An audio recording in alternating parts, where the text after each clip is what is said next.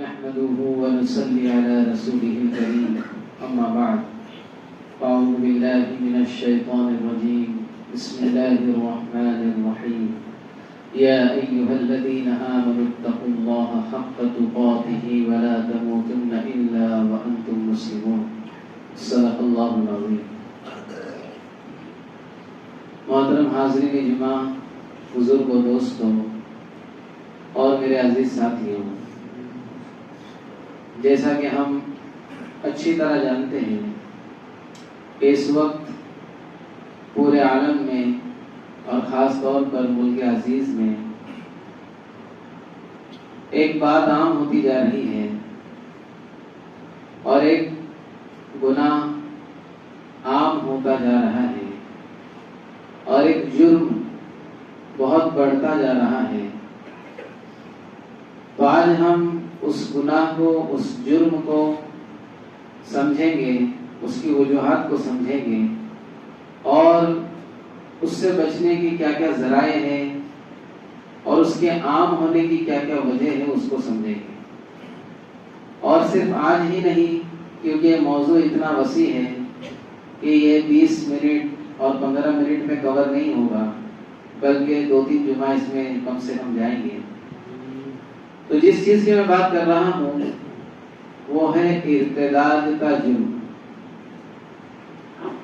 ارتداد کس کو کہتے ہیں؟ اپنے دین سے پھر جانے کو، اپنے دین کو چھوڑ دینے کو، کسی ایسے دین کو اختیار کرنے کو جس کی کوئی بنیاد نہیں.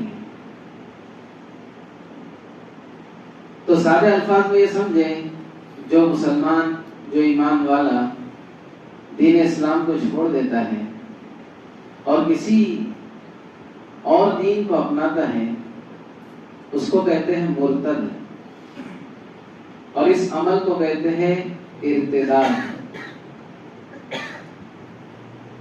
اب ہم پچھلے کچھ عرصے سے یہ روزانہ سنتے ہیں، اور خاص طور پر خواتین کے سلسلے میں اور خاص طور پر بچیوں کے سلسلے میں، کہ بہت ساری بچیاں یہ دین اسلام کو چھوڑ کر کسی اور دین کو اختیار کر رہی ہیں. اسی کو کہتے ہیں ارتداد. اور جو بچیاں کر رہی ہیں انہیں کہتے ہیں مرتد. یہ مرتد ہو رہی ہے. تو سب سے پہلے تو ہم دوستوں، اللہ رب العزت نے اسے کتنا بڑا گناہ کہا ہے اور یہ کتنا بڑا حرام عمل ہے اس کو سمجھیں گے. اللہ رب العزت نے قرآن مجید میں فرمایا کہ جو شخص اپنے دین کو چھوڑ کر کسی دوسرے دین پر چلا جائے اور اسی حالت میں مر جائے تو وہ اللہ کا انکار کرنے والا ہو کر مر گیا، جس کا اللہ رب العزت فرمایا کہ کافر ہو کر مرا. تقریباً اس سلسلے میں 4 جگہ پر اللہ رب العزت نے اس چیز کو بیان کیا اور یہ بتایا کہ جو مرتد ہوتا ہے، دین اسلام کو چھوڑ دیتا ہے، اللہ رب العزت اس کو کبھی معاف نہیں کرے اور اس کے لیے دردناک عذاب ہوگا، ہمیشہ ہمیشہ کی جہنم ہوگی. تو دوستو، جب یہ اتنا بڑا گناہ ہے، اتنا بڑا جرم ہے کہ جس پر اللہ رب العزت کی طرف سے معافی نہیں ہوگی، تو اس کو سمجھنا کتنا ضروری ہے اور اس سے بچنے کی اور اپنی نسلوں کو بچانے کی کتنی فکر کرنی چاہیے. اس حکم سے ہم کو اس کی اہمیت سمجھ میں آتی ہے. تو سب سے پہلے تو ہم اس کی وجوہات سمجھیں گے کہ لوگ دین اسلام کو کیوں چھوڑتے ہیں. اور ایک بات یہاں پر میں یہ بھی صاف کرتا چلوں کہ جتنے لوگ دین اسلام کو چھوڑتے ہیں ان کا ریشو بہت کم ہے. اس کا ریشو بہت کم ہے. اور جو لوگ پوری دنیا کے اندر دین اسلام کو اختیار کرتے ہیں ان کا ریشو بہت زیادہ ہے. یہ بات کس لیے بیان کر رہا ہوں کہ دل چھوٹا نہ کرے، دل چھوٹا نہ کرے، کیونکہ جو باطل ہے ان کی سازشوں میں سے ایک بہت بڑی سازش یہ ہے کہ اتنی سی چیز کو اتنا بتایا جائے. پر کو کبوتر بنا دیتے ہیں. کسی کو ایک پر ملا تو اس پر کو اس نے کہا مجھ کو کبوتر ملا. تو پر میں اور کبوتر میں بہت فرق ہے. اب دوستو یہ پر کو کبوتر اس لیے بنایا جاتا ہے تاکہ لوگوں میں چرچے ہو کہ کتنے لوگ اسلام کو چھوڑ رہے ہیں, کتنے لوگ اسلام چھوڑ رہے ہیں. تو اس سے ان کا فائدہ یہ ہوتا ہے کہ لوگوں کے ذہن میں یہ بات جاتی ہے کہ اسلام میں شاید کوئی کمی ہوگی, اس لیے تو لوگ چھوڑ رہے ہیں اتنے سارے. اور ایک چھوڑ رہا ہے اس کے بجائے ہم کو 10 بتائے جا رہے ہیں, تو اس کی وجہ سے 20 لوگوں کو راستے مل رہے ہیں کہ 10 لوگ چھوڑ سکتے تو ہم کیوں نہیں چھوڑ سکتے. تو پہلی بات یہ آپ حضرات سے گزارش ہے کہ یہ جو میں نے آج موضوع لیا ہوں یہ سمجھنے کے لیے ہے, احتیاط کے لیے ہے, ڈرنے کے لیے نہیں ہے. ڈرنے کے لیے نہیں ہے. اس لیے میں نے کہا کہ اسلام چھوڑنے والے یہ بال کے برابر ہیں, اور اس کی وجوہات کیا وہ میں آگے چل کر بتاؤں گا. اور اسلام کو قبول کرنے والے, اسلام کو اختیار کرنے والے پوری دنیا میں راکٹ کی تیزی سے ہیں. کیسی تیزی سے؟ اور چھوڑنے والے چوٹی کی تیزی سے ہیں. تو دل چھوٹا نہ کرے اور افواہوں پر دھیان نہ دیں اور باطل کی سازش کا حصہ نہ بنے. ہم کسی چیز کو واٹس ایپ پہ, فیس بک پہ, سوشل میڈیا پہ اتنا چرچا کرتے ہیں کہ باطل کا کام ہم ہی کر لیتے ہیں. جو لوگ وہ چاہتے ہیں اس میں ہم ان کی مدد کرتے ہیں کہ اس میسج کو آگ کی طرف پھیلاؤ. ارے پھیلا کے کیا ہوگا؟ اور لوگوں کے دل چھوٹے ہوں گے, اور لوگ مایوس ہوں گے, اور جن کے دلوں میں شر ہے ان کو راستے ملیں گے کھل کر آنے کے سامنے. تو سب سے پہلی بات ڈرنے کی بات نہیں ہے.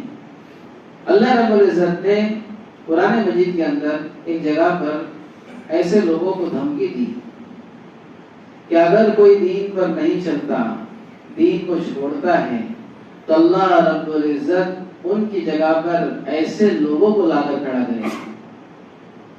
ایسے لوگوں کو لا کر کھڑے کریں گے جو ان کی طرح نہیں ہوں گے, جو ان کی طرح.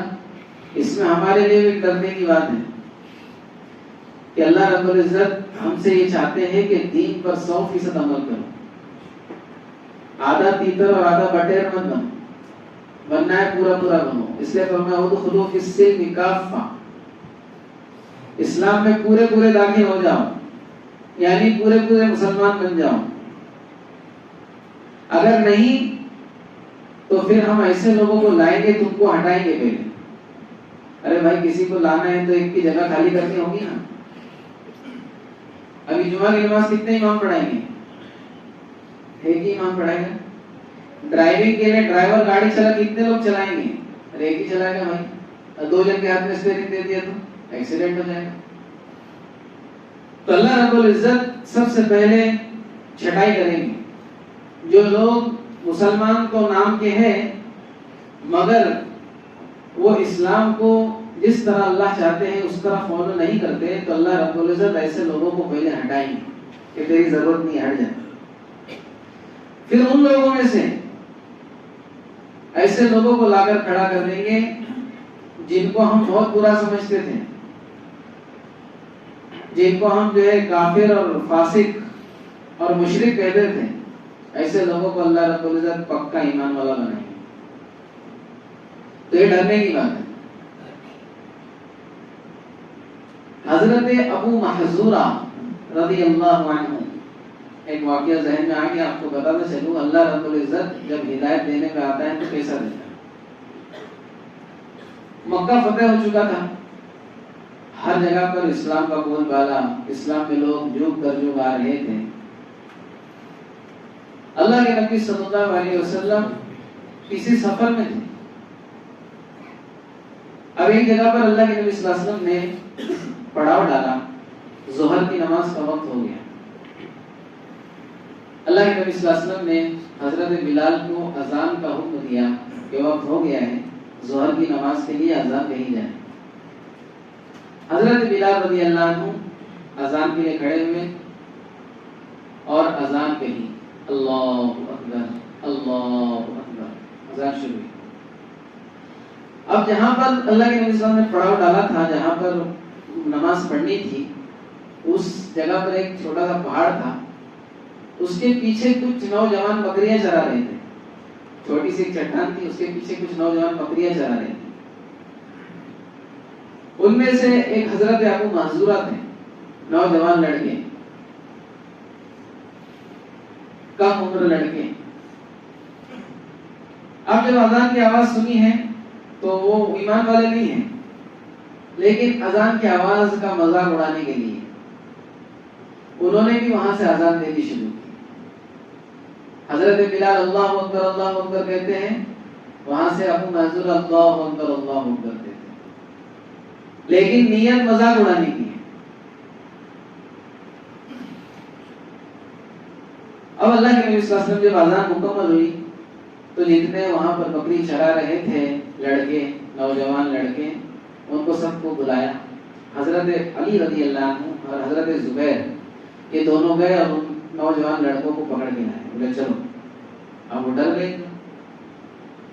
اللہ کے نبی صلی اللہ علیہ وسلم پہ قربان جائے دوستو، کس حکمت سے اللہ کے نبی صلی اللہ علیہ وسلم نے ان سے پوچھا۔ اللہ کے نبی صلی اللہ علیہ وسلم کو پتا ہے کہ اذان کا مذاق کون اڑا رہا تھا۔ ان کے علاوہ ایک لڑکے کو کہا کہ ابھی تم اذان دے رہے تھے بلال کے ساتھ، اذان دے کے بتاؤ، اذان دیں گے، یہ آواز نہیں تھی۔ دوسرے سے کہا تم، انہوں نے اذان دی، بولے یہ بھی آواز نہیں تھی۔ پھر حضرت ابو محذورہ کی طرف اشارہ کیا، آپ جو پڑھ رہے تھے پڑھ کے بتاؤ۔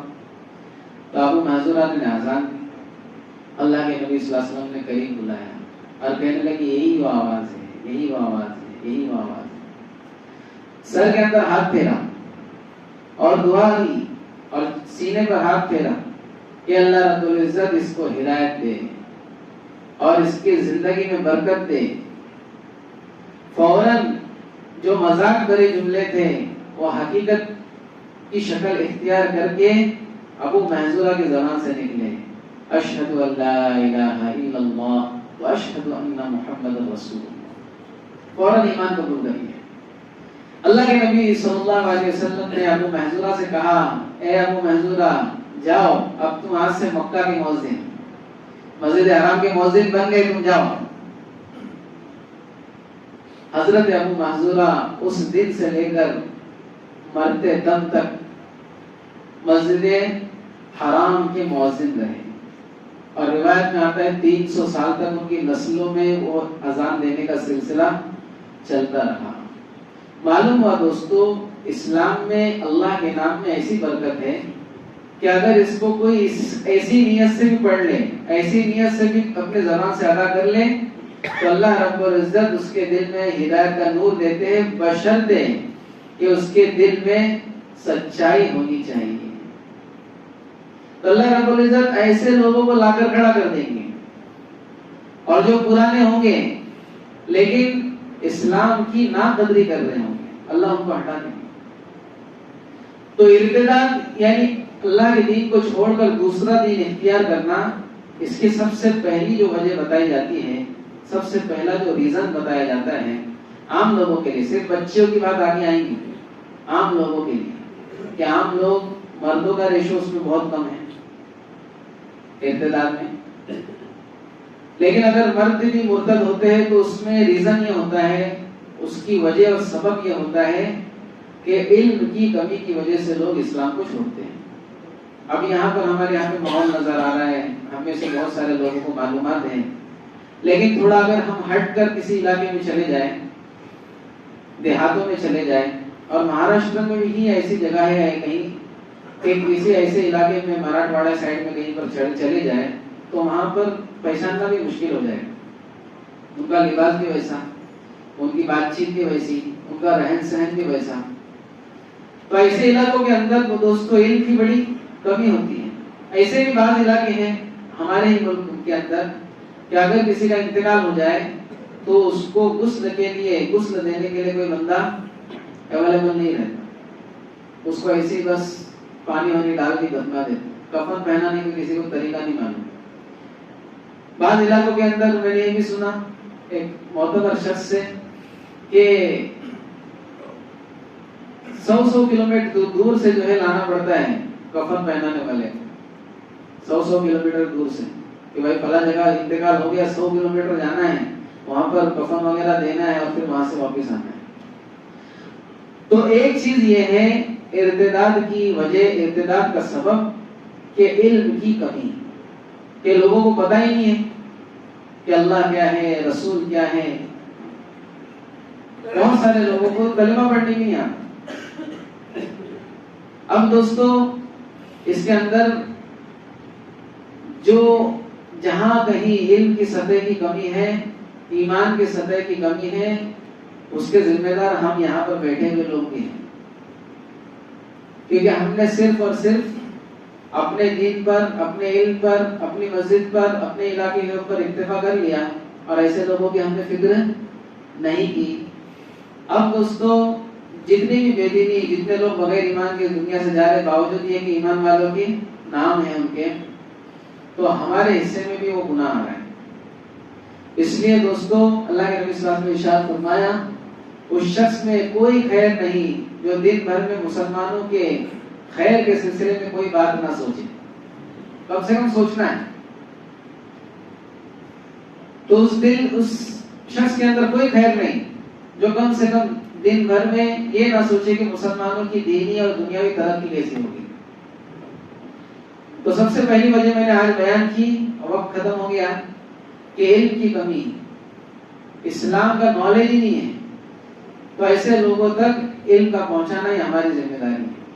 اب انشاءاللہ آئندہ اور بھی وجوہات ہے اس کو بیان کیا جائے گا، اور پھر اس کا حل کہ کس طرح سے جو بہت کم ریشو ہے ارتداد کا وہ بھی کس طرح سے ختم ہو جائے، اس کا حل انشاءاللہ بتایا جائے گا. اللہ رب العزت ہم سب کو ارتداد سے ہماری حفاظت فرمائے. جمعہ کا دن ہے، مل کر بیٹھے 2 سال ہو کر خطبہ سنے.